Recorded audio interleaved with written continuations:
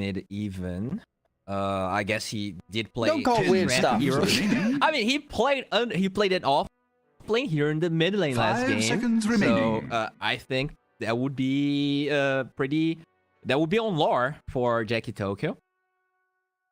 That would be nuts. I assume it's just gonna be the tiny mid, and then Weaver 4, Razor safe, Nightstalker off lane. I think that's the more logical approach. Wait, you mean Weaver 4 with the Nightstalker off lane? Yeah. Okay. Yeah, mid tiny is pretty decent this month as well. Timber Saw. Choose your hero. Wait, what? So yeah, probably Timber mid. Yeah, Timber mid. Okay. But they're and then predicting the Nightstalker mid. No, the tiny mid. Oh, okay. Both of them. Wow, yeah, that was a good pick. Yeah. Okay. We saw in the previous series, Timber Saw. I think it was Essex. No. Who was the? Oh no, it was the second game of Dreamers versus Lissex. I said Lessex and I meant Lissex. Lissex played the Timber Saw on Dreamers and he played it like godlike. 10 seconds remaining. Yeah, it was obviously against a carry Pudge, so this is going to be a little bit different. But I do think mid Timber Saw is pretty decent. I like No Ping's draft much more. I think, still give Mendy this sort of I'm going to carry the game sort of hero. But now Leo style, he has a much better game, right? Your Timber against 2 strength cores, whereas in that game he was a Void Spirit that couldn't really do enough damage. That's very promising. As long as they don't get punished too hard on this Beastmaster Snapfire lane, I can definitely feel like No Ping taking this to game 3. That's going to be the biggest issue. This slow from the Ench with the Razor Link, that could really be a problem. I don't think the Cookie is going to cut it for the Beastmaster, right? Usually a hero that doesn't even want to buy boots, now being chased by a very angry Razor and an Enchantress that is going to slow you down. I do agree with you that I like No Ping's draft a lot more. I think it's just got everything you want. They pick up the Enchantress to kind of deal with a Beastmaster, I guess. But the problem is Beastmaster cares very because it goes wild axes anyway. You're not going to steal any boards from him for the foreseeable future. And yeah, the slow plus Razor is pretty nice, but because of course he's going for the wild axes, most of the time he's going to stay away from the Razor anyway. So I think he's able to survive. It's not going to be the perfect lane for him, but he should have a good enough time.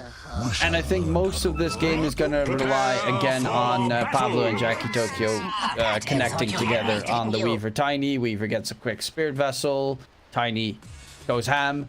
And hopefully they can, for the side of Mad Kings, they can make that high aggression play happen again. Because it is definitely possible, but I really like No Ping's draft a lot more, with also the Beastmaster having the Hawk Vision, Timber Saw being able to defend every tower, which is a big problem that they could not do last game.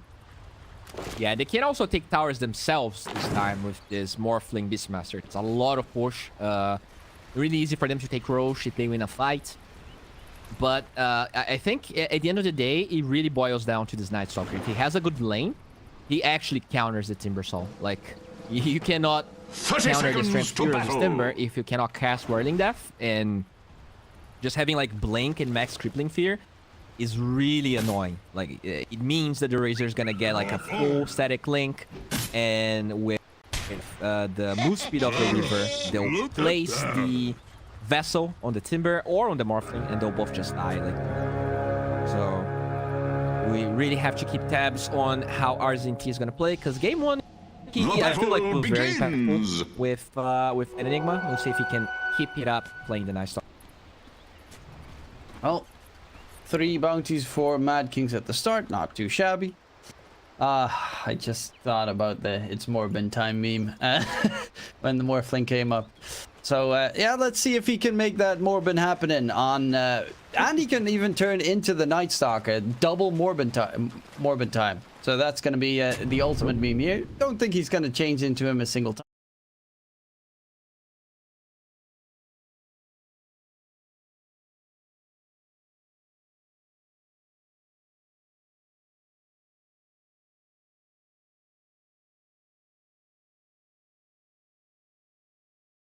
Shikuchi, definitely making this reverse support a little bit less impact.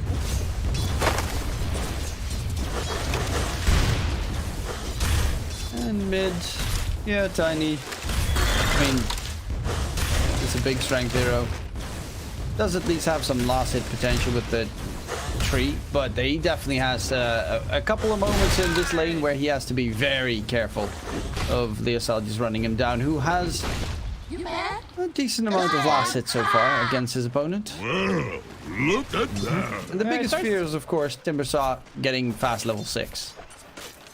Yeah, definitely. That's really the big problem. They're gonna have to find a hero that can lane mid once the Timber is 6. Maybe if this enchant gets a couple points of the heal, RM could be the, you know, just dragging creeps and healing and making sure that the Timber doesn't solo kill you. Because I don't feel like Jackie Tokyo is going to be able to stand here. It just becomes way too much of a problem. He'll just have to toss away DSL every single time, I think, is the most important factor. Every time Leosel gets a little bit too close and personal, Jackie Tokyo toss him up, avalanche, Leosel takes some damage, but level 2 reactive armor means he already out heals all the damage you pretty much deal to him, because that's just how the hero works. Top lane, Mandy dropping very low, but won't falter just yet. And no first bloods secured. Oh, actually, RM went for the impetus arrow with the enchant in the beginning, so heavy duty damage coming in that bottom lane. Yeah, they just want to make sure that Brax has the time. He did go for the deal you talked about. And he already used the TP on the Beastmaster to run away. So Brax has to be extra careful here. If they do get the link, then it's much harder for him to survive this time. T and Pablo top lane being bullied back right now. There's another sentry place. Pablo needs to count towards that new sentry, which is trying to get done. However, he doesn't have Shikuchi available, and he is probably... Nope, he is going to get just achieved first blood by Thanks Duna, and have fun. who of course has a bit of his revenge after the last game, going in onto Arzin. There's that sidekick that you were talking about. Mandy healing up pretty nicely. Arzin going to get away. Toss back. Duna will be able to yeet him to the side. Actually, Arzin is a little bit too tanky with the double bracer, and Duna is gonna die. How does he not die there?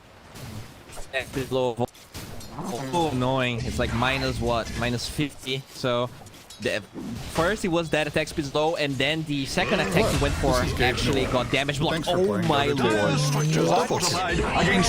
That right there is worthy of a tip, 100%. Oh lord. Dunyao gotta be careful here. If he dies, that's... Oh my god. What have we here? That is a Hard Knocks life. That's a classic Morphling death. As classic as could be. Not paying attention for half a second. In comes a random damage instance, and boom, done. 380 HP. That's definitely bound to happen. They do find... Yeah. Get revenge. He will die. So, you know, he's happy that he at least comes back with full HP, full mana, because he was pretty much out of mana the entire time. Mid lane, the Assault is starting to edge ahead against Jackie Tokyo, who does not really mind getting, you know, a bit of damage going against him with that bottle. Such as Dyer's courier. So that chakram is especially going to be the moment where Jackie has to be terrifyingly careful. Probably the last wave he can actually take it. They do find Bractic, and then he just TP'd. So this is going to be a really sad trip back to the lane for him. At least he did buy boots, but that also means his timings are going to be delayed a little bit. And mid lane, they send Pablo, but I don't think that's enough to stop Style. Oh no. Pretty nice, but yeah, he's got himself the chakram. Ava, Jackie with the toss. The Estelle, RM comes in as well for good measure. Impetus is pure damage. Leostyle dropping low. Is he gonna die? Can he get the another impetus? Leostyle? Oh, so close, but it's a Timbersaw, and he refuses to die. I mean, even with all of that, that's still a 2k golded for Mad Kings, which is kind of crazy, really. A lot of it is coming from Brax just struggling this game, and probably the Mandy death at the beginning. But yeah, Leo style, he has to enable his teammates a lot, which he's already doing. Because this is going to be a game where this Tiny... He has to get some really good rotations, because he won't have a free lane to just farm his Blink. As you can see, he has the Blades, the Phase Boots queued up, but I actually just want him to go Blink Dagger. I don't feel like the Phase Boots is going to do much. Okay, RM will be caught out by Kim. Yeah. It's... Tough game. Brax is going to get chased down by Pablo. He's got the bug on him as well. So the minus armor, the vision gain, and the Pablo. The Pablo is a really capable player so far, as I've seen. Jackie's still not level 6. And DSL is currently level 7. I'm surprised. Dire's bottom tower right now. is under attack. Oh, another one. Yeah, they're losing 2 of their lanes. Well, top is not really being lost. It's nice and even. Bottom is just being destroyed. Jackie is behind in terms of XP, but his farm is actually not that bad. He's only about 100 gold behind Leostyle. Yeah, as long as he doesn't die, so he's just trying to sap as much experience as he can. At the end of the day, Leostyle is going to take a long time to get this tower, so even though he loses mid, that's why Timber is balanced. He doesn't really pick your tower like other heroes would, like Alina. But you gotta be careful, man. Another... Jackie's cutting all the trees as well. He's just making sure he can't get a good Timber chain off. I actually really like the way... I'm surprised he's actually here for that long. Oh, Kim is coming, though. Gotta be careful. Jackie needs help. Yep. Please No way that Jackie should be able to... I'm saying no way. No, there's no TPs. Leostyle doesn't have mana. Now he does have the Soul Ring, and he can get the chakram going. Arsen TPs through. The problem is he comes in a little bit too late, and the bugs won't connect onto Leostyle, so no minus armor, and he's just healing up with 24 reactive armor stacks. He does not have a problem in the world. Leostyle is literally their ace and O. Luckily, Mandy is now being completely ignored in the top lane because they just sent their their off-lane duo to mid to try and help out. But yeah, help him when he's alive, not when he's dead. It's pretty unfortunate, actually, because he was doing a good job, but he had no lane ward to scout the Snapfire coming. They have that ward, actually just got the ward on the right cliff of the fire side. But maybe if the Night Stalker was there, he would have vision of the Snapfire coming much earlier because he has the superior night vision, which is why I really felt like they had to solve this problem of who can defend mid. Think probably better for Arsen to do it. Does walk top again. They just want to try and force this tower. It should be a straightforward tier 1 tower push RM with the Wildwing Ripper. It's not as good of a pushing power as they had last game, not even close. Tiny, of course, is going to go for more of a magic damage build. In the bottom lane, Luna needs to be careful because he's going to get slowed. No rebound available, and that means that the Marcy is an easy target. Pablo gets that kill. Some extra earned charges. Spirit Vessel is still on its en route, but Jackie Tokyo needs to get that blink at a good timing. Like, that is going to be essential to try and make plays for their team. Yeah, for sure. I mean, what's up with the name Pablo, right? Because the European Pablo is also such a good position for. Like, you just need to have the Pablo name, and then you get good. Oh, Timber dies for the good tower, but I'm pretty sure that's worth it. And also, they use the Dark Ascension for that. I don't think this is enough. Like, sure, you kill him, but you lost your tower. That's a huge Radiant structures are fortified. If they can get mid, though, it's better for sure. Dire's middle tower is under attack. Looking to take it, and I don't think they can defend it at all. And yeah, easy tower push. RM's got himself the stealth army with the Dark Troll Summoner. So, you know, added extra 18 damage to all of the creeps around it, and the heroes, that's pretty much double damage on the lane creeps. What I'll say is this, you know, regardless of, you know, skill or who, like, has better players, I'm really impressed by Mad Kings and their reads in the game. Like, there's some decisions that they make that are always, like, really good. Once a fight happens, once something happens, even if it looks bad, they find a way to turn it into, like, less bad or even good sometimes. And that's something I felt like No Ping kind of lacks a little bit. They have like really good and Dire's top accomplished tower players, is under but it attack. feels like they struggle to translate the like how accomplished they are into actual like Dire's game-winning structures are decisions fortified. a lot of the times. The And direst elements you know, are with all of these pelting sort of new Radiant's bottom players, tower. they are able to make really good decisions on matches, and that's why Radiant's they're bottom tower like is under they're taking attack. games out of teams that you wouldn't expect if you don't follow South America that much. Yeah, I think Radiant's most of it bottom is tower because is under their attack. position 5 is, of course, Dire's used to be a top coach, tower the is coach under of Beast attack. Coast specifically, Radiant's when bottom Beast Coast tower was, has you know, fallen. the big Seems threat like team. we've been set back. Yep. So, they try to see how they can handle this. So we'll be taken down to Argentine on the run, doesn't have his ulti, so he's not the fastest in the world, and will be chopped up. Also, Mandy turned into that Weaver, as you mentioned, got the bugs off on his opponents, and they managed to get a double kill. But yeah, that's one of the things from Mad Kings that I really enjoy, and I would really like to listen to an interview with Red Monster about it, like how their dynamic works in the team, because I am very interested. And you can really see, you know, on paper No Ping's players are better, but Mad Kings are just playing it as an actual team, and I think that's just the hand of Red Monster behind it. Radiant's middle tower Yeah, I is totally under agree. And I attack. think that for a long time, the teams in South America that would win, you know, qualify to events. And oh, Argentine. Yeah, Ward. Definitely spotted, my friend. We do have ulti though. Trying to chase. Randy though takes the eco damage. Wait for him back. Snaps it. They interrupted immediately. You're playing against a Night Stalker. Void is not the longest cooldown, and Mandy can get away. He's still being chase swapped everything towards Trank, but Mandy is dead. That's a big kill rotation. RZT going in towards Kim. Too close for comfort, and that means Kim is just gonna okay, he's not gonna completely dive in for the kill. They do manage to get a Radiant's lot middle done there tower with is the under Mandy attack. kill being secured. Very, I mean, I think he would regardless still die, but wait for him TPing against the Night Stalker next to you, yeah, it seems to be a little bit of a risky endeavor. Yeah, but I really feel like the problem was they read that situation poorly. They knew that the Night Stalker was there, but they didn't commit the kisses straight away to kill him. So he survives, cast the ulti, and that was enough time for the other heroes of Megan to show up since it was close to tier 1. Top though, Dunyan, okay, does survive. But overall, I mean, a pretty even game, all things considered.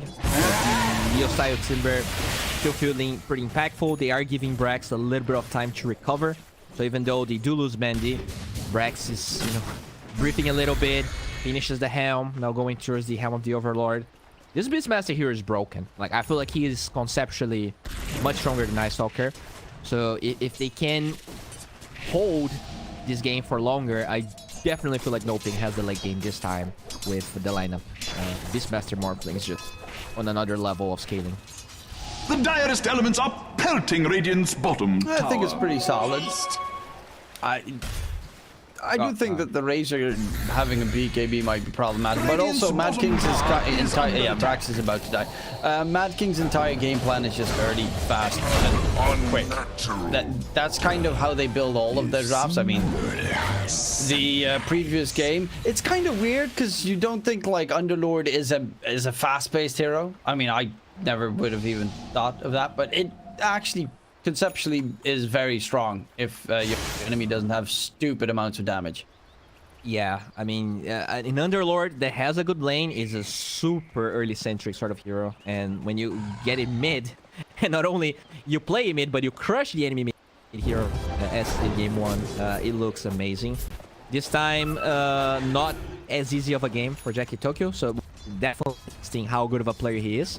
Did finish the blink, pretty much the timing that Pablo got dagger as a support in game 1, but I think that's not a fair comparison, all things considered. They find Mandy though.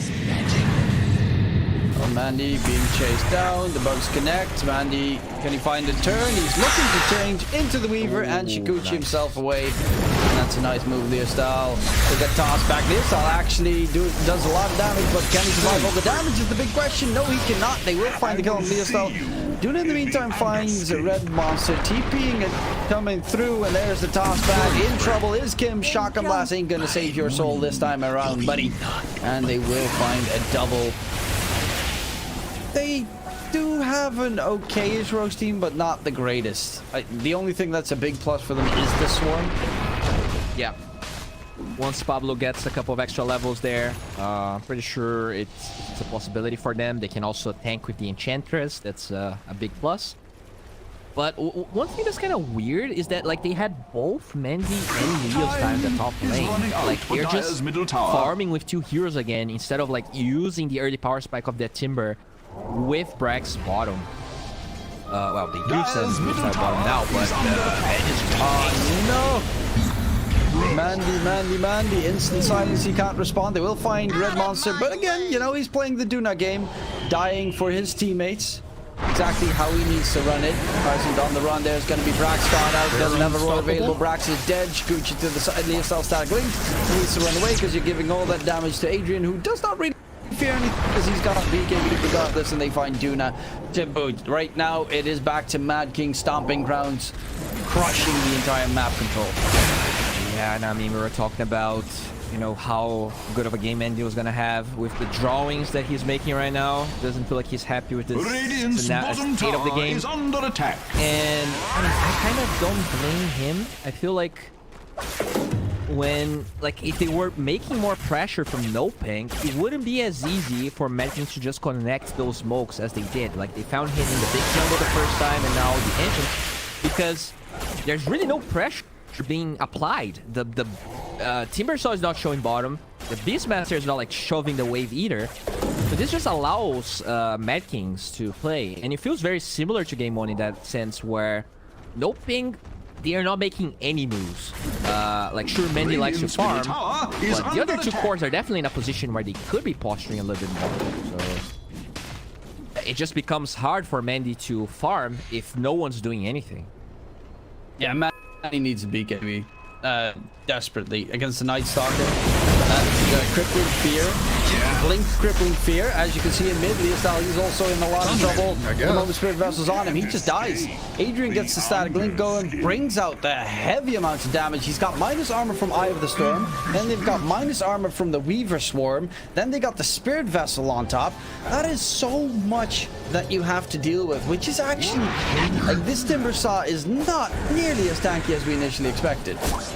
Yeah, I mean, he started really well, and he went for Kai instead of Sanj, and I feel like he died. Oh my lord. Dire's bottom tower is under attack. Terrible sign.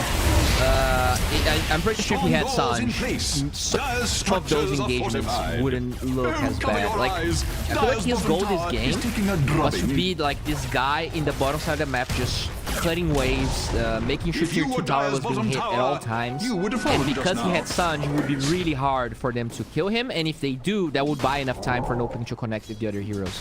Instead, he wanted to play this like, I'm gonna kill heroes sort of style, but the supports are not really following him. They're like playing around Mandy. So it feels really weird for Noping. Like, it feels like they're all over the place. Pablo broke the smoke top. Gucci, hello, gets dusted. Guys, that's like the slowest reaction I've seen in a long time. That was, yep. Okay, jump on Brax. Can he get the roar off? They try to keep him out of range. He turns around, gets the roar in, but the 4-step sends RG to the side, trying to keep him alive. He's just going to get bursted down because Leostal still brings a lot of damage.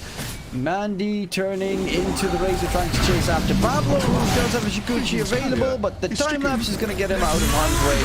While they're all trying to chase him down. He loses the courier though. Leostal won't be able, or will he? Pablo dropping low, but Jackie Tokyo with the saving avalanche, and Pablo will be able to get away. So this time, RSNG went a little bit too wild on towards the enemy's high ground. I found it just very weird, you know, the smoke, the dust reaction, especially because Pablo, like, they saw him literally stand in front of him, and okay, they got spooked, I guess, but that was You can definitely see Noping are struggling right now in terms of like their response timers and everything. And also the drawings on the map tell you a big story. Yeah, they definitely do. It was a really good smoke breaking from the Weaver. I mean, I'm not even sure they kill the Weaver if they like smoke roar him instantly, because that's not really the target they want to kill at the beginning. But I actually liked, what I liked from Noping is that they fought well together this time.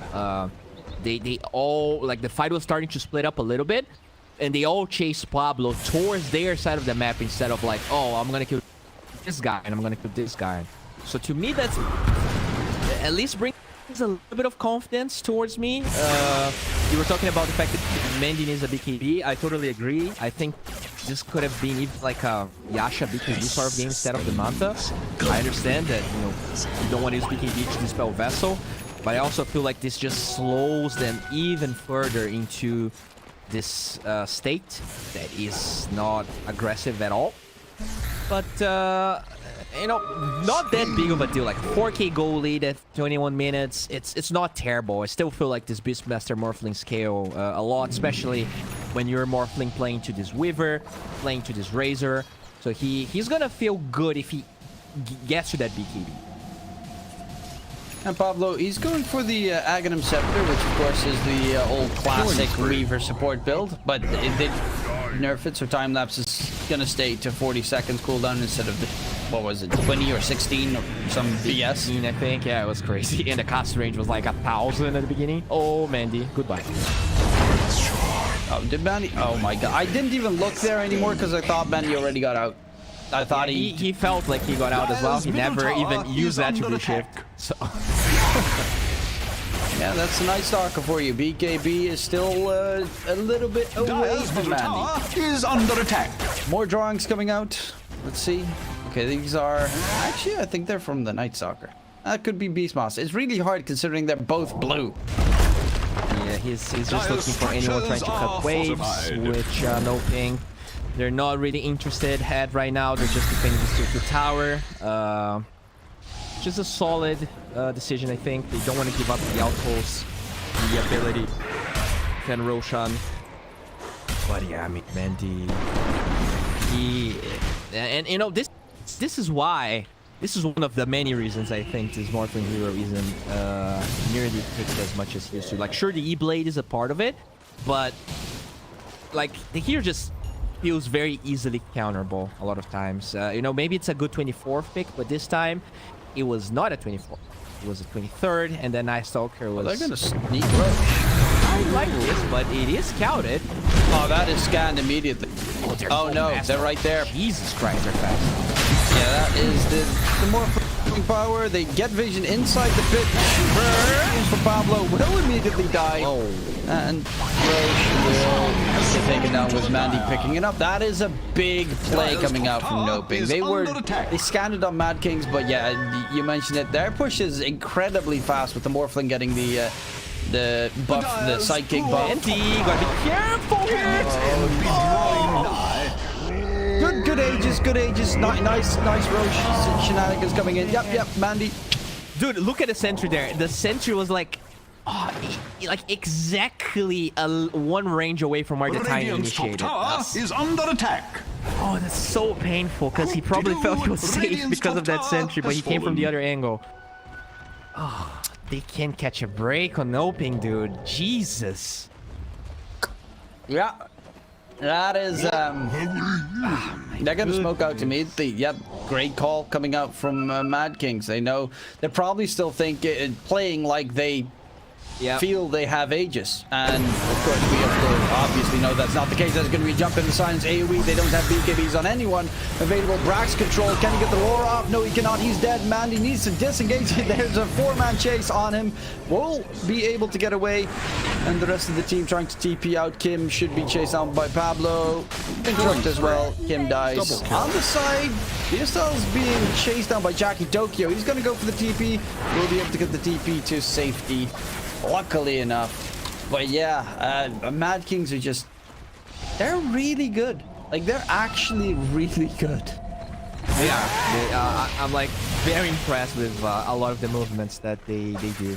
They very rarely. Oh my lord! Here we go again. This tiny man. Yeah, Jack Tokyo coming in. Do not Marcy dropping low. He's dead. Leostal does have the timber chain to get away. Chakraman in return. Pablo is just chilling. They get the toss back, and that's another kill onto Leostal. They fall back, get the tier 2 tower mid, is under attack. and they are just tearing apart.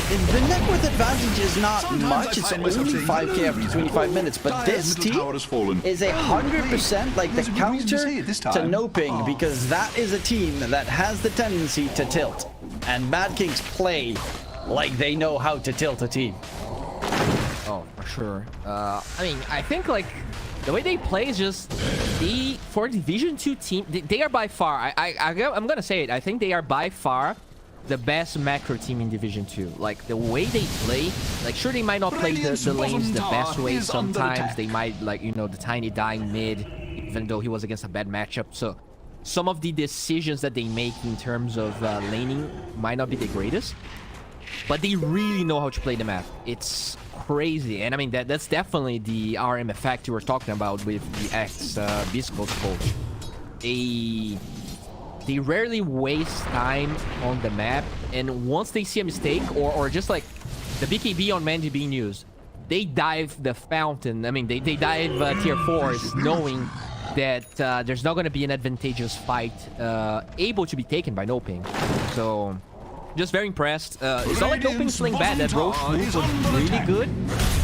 They just I don't even it has to be unluckiness. I don't feel like Mandy was out of position there. He's just super unlucky with the center position. Maybe a bit more strength in that scenario. Don't play full agi when you're on the enemy side of the river.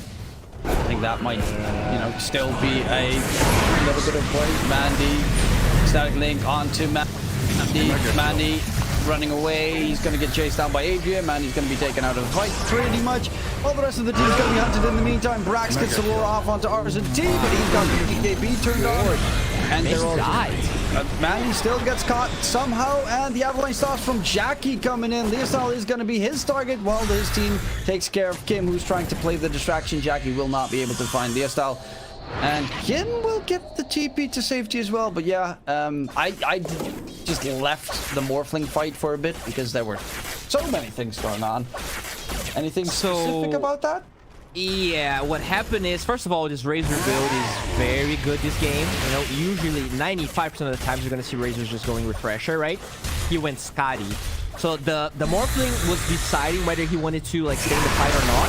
And he just stood a little bit too long, and against the minus armor of the Razor ult and the Scotty, he couldn't actually BKB and take it away, which usually is like there's one hero who can always get it off. He just died. And now Adrian is a god amongst men. And I just struggle to see how Noping is going to recover. I think they have the late game, but this is getting to a place where they just feel totally lost. Every single fight that starts, they have countered Mandy. Every single time the fight starts, Mandy is out of it immediately. Razor static links him, or he takes so much damage, or Weave gets his Spirit Vessel straight up. Yeah.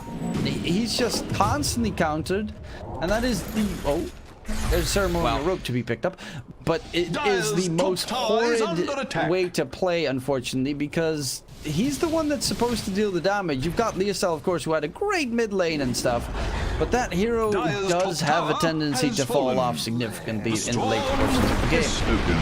Definitely, and I feel like, you know, going back, I don't want to sound like a broken record, which I often do, but because it's always Mad King starting the fight instead of Noping, that happens. If Noping were postured as 5, and, you know, it's the Timber that gets initiated, or it's Brax that gets initiated, then Mandy has the choice of doing something about it. But as you can see, whenever Noping groups up, Mandy is not there, and whenever he's split up, he gets in.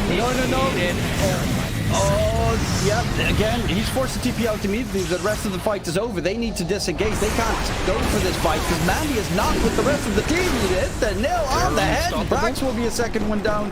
They can't. You're playing against a Night Stalker. The guy has a vision of an absolute god. He sees everything. He sees when you go to bed. He sees you when you're eating. He knows when you're awake. He knows when you've been.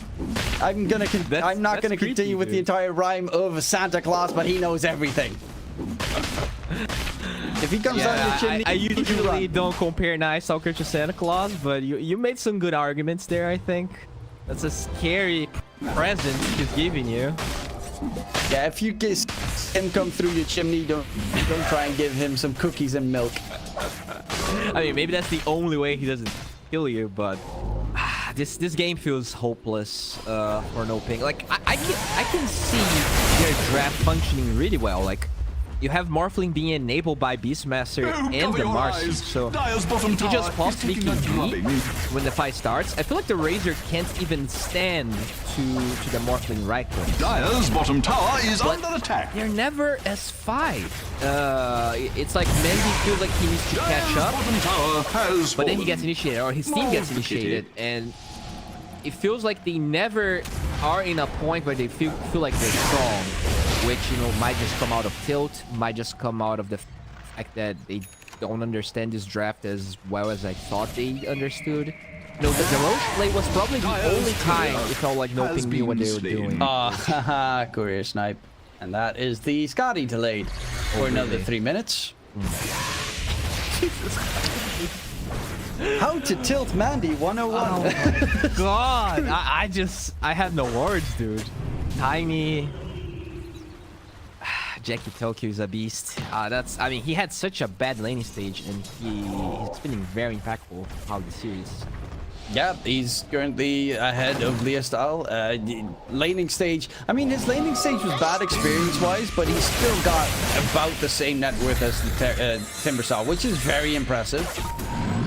For obvious reasons, because the Timbersaw should be able to dumpster that lane. But Leostyle, you know, he's getting to the point where he just doesn't do. He's going for Ags, which I think is a great tool, but the hero is just so incredibly weak. It does nothing against Razor because he just runs right through everyone. At the moment, Pablo also has the Aghanim Scepter now done on the Weaver, so he's got the big fat save if you finally get a good jump. And the Roar use on Adrian, and you might finally burst him down. He just time-lapses his teammate and boom, back to full HP. You're in trouble. Now, they're gonna smoke without that Scotty. Mandy even buys the tome, dude. He bought the tome. That's not a good sign, but that's the best chance No Ping had in a while. So let's see if we can take the target. There is the time lapse. Roar gets thrown. Back to full is Adrian coming in. Brax is dead already. And the rest of the team needs to be careful. Mandy is right click fighting up against Adrian. Goes up the high ground. Will he get the TP away? Yes, Mandy should be able to disengage. Arzit is actually in a bit of trouble, because Leostyle does have some damage when no one is focusing down the Timbersaw. However, once Adrian joins the fray, that Timbersaw is gonna have to try and disengage. Look at the big fat Jackie Tokyo damage as well. Throwing trees upon trees, and it is going to be an Adrian double kill coming through for the side of Mad Kings. Absolutely tearing apart No Ping, and the only one that got away was Mandy.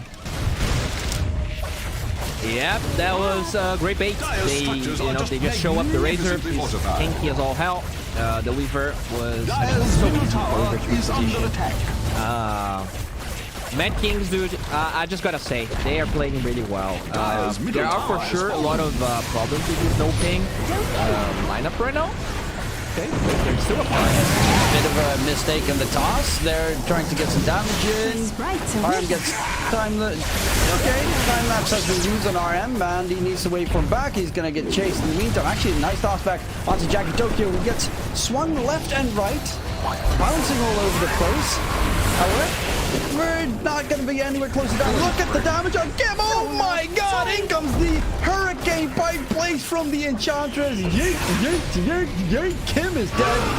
And Brax with the Roar onto Adrian. Time lapse is 9 seconds away. Mandy is going to go in for RM, who does get taken down. Adrian's BKB has just ended, and he's going to try and turn this one around because Brax has nothing to save his soul.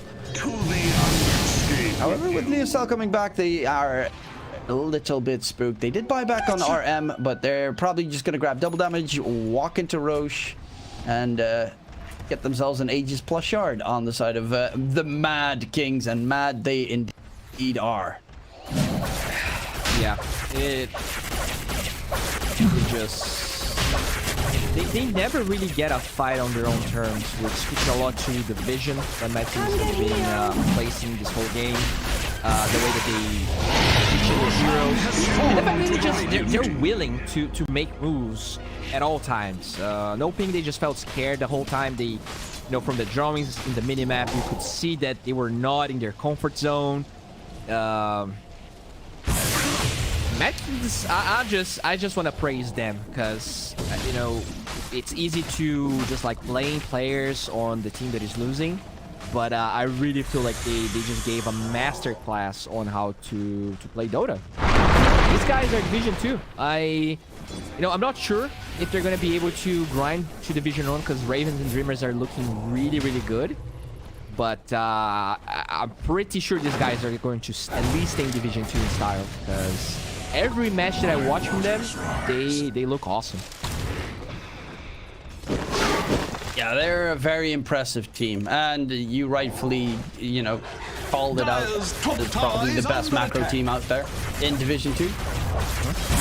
Ravens will, of course, you know, the Ravens are just the best team, but that's because they have God-like players amongst them, especially Dodd. Looks too. Bottom tower is under Toss comes in, the Estelle almost gets ripped down. Oh. That was quite a ton of luck. The Timazon did not get cracked. However, they're just going to get themselves the set of racks, it seems, because Adrian's got that Aegis still. Getting the refresher up soon enough. And the jump comes in. Pablo. Actually, the roar comes out onto RZT. Pablo finds the time-lapse target, but that is going to be RZT going back, and Adrian will lose the first life. But can they get that second life as well? Mandy, however, the problem is he doesn't have a BKB available. He went for an MKB, actually. Is going to get hit by the impetus arrows. Can he get away? The leads from miles away, and that's going to be a triple kill for RZT. They lost a total of no one on the side of Mad Kings. The GG gets called. This is probably going to spoil your day. Division 2 continues on with 2-0, 2-0, 2-0 all the way through.